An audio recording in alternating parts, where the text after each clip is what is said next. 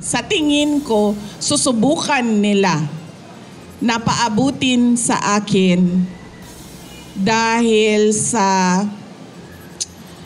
kaalyado ni dating Pangulong Rodrigo Duterte, si Senator Bongo.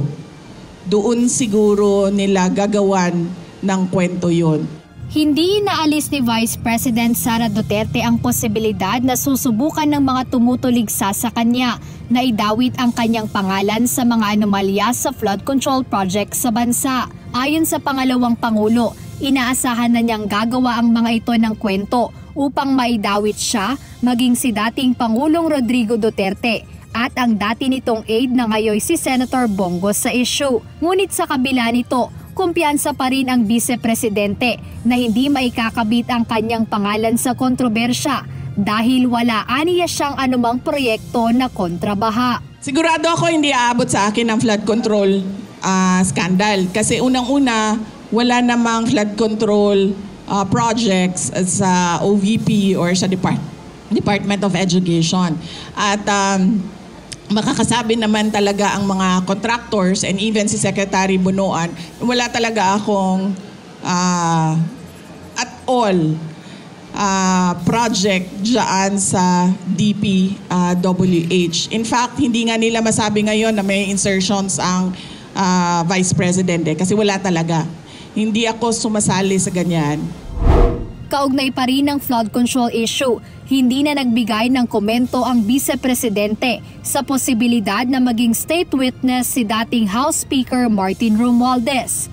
Aniya kailangan muna niyang marinig ang kumpirmasyon mula sa Independent Commission for Infrastructure o ICI kaugnay nito.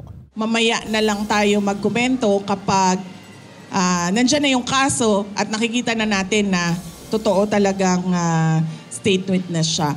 Pero sa batas, yung principal sa krimen ay hindi pwede maging state witness. Samantala palaisipan o ipinagtataka ng pangalawang Pangulo ang mataas na kumpiyansa ni Pangulong Ferdinand Marcos Jr. na hindi aabot sa Office of the President ang issue ng anomalya sa flood control projects.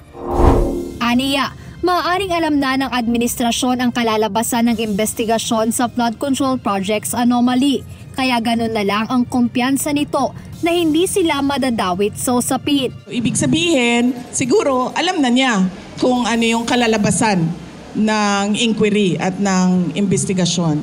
Kasi wala namang iba sigurong explanation kung bakit napaka-confident mo sa mga mangyayari pa.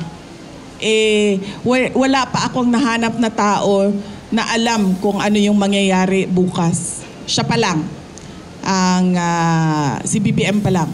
Sagot naman ng Malacanang, alam ng Pangulo ang kanyang ginagawa para sa bayan at hindi ito pansarili lamang. Binigyang diin ni Palace Press Officer Undersecretary Claire Castro na si Pangulong Marcos Jr. ang naging susi upang masawata o maiwasan ang mga anomalya sa pamahalaan. Dagdag pa ni Yusek Castro, hindi takot magpaimbestiga si PBBM na hindi nagawa umano ng nakaraang administrasyon. Jedne Resina, UNTV News and Rescue. Diyos ang aming sandigan, serbisyo publiko ang aming pinahahalagahan.